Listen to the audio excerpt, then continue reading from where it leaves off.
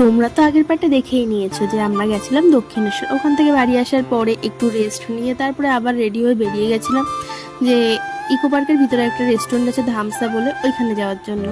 আর ready বলতে দেখতেই পাচ্ছ আমি কোনো মেকআপ কিচ্ছু না, জাস্ট একটা জামা প্যান্ট আর চুলটা একটু পনিটেল করে বেঁধে চলে এসেছি।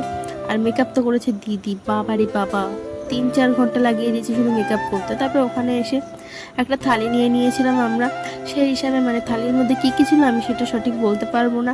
আর সবার আগে না আমার খাওয়া হয়ে গেছিলো, আমি বলতে পারবো না আমি স্পিডে খাই না কী কারণে আমার আগে আগে খাওয়া হয়ে যায়, প্রতিটা জায়গায় আমার আগে আগে খাওয়া হয়ে যায়। তারপরে ওখান থেকে খাওয়া দাওয়ার পরে এই যে বেরিয়ে গেছিলাম। বেরিয়ে গিয়ে পাশে একটা লেক ছিল, ইকো পার্কের ভিতরে যে লেকটা আছে তার পাশে গিয়ে একটু ছবি টবি তুলছিলাম, একটু ভিডিও করছিলাম। তারপরে দিদি আমাকে একটু কিছু ছবি টবি তুলে দিল, যেহেতু আমি সচরাচর আসা হয় না এসব দিকে। তো আজকে ভিডিও পর্যন্ত টাটা। ভালো লাগলে লাইক কমেন্ট শেয়ার করো আর সাবস্ক্রাইব করে দিও।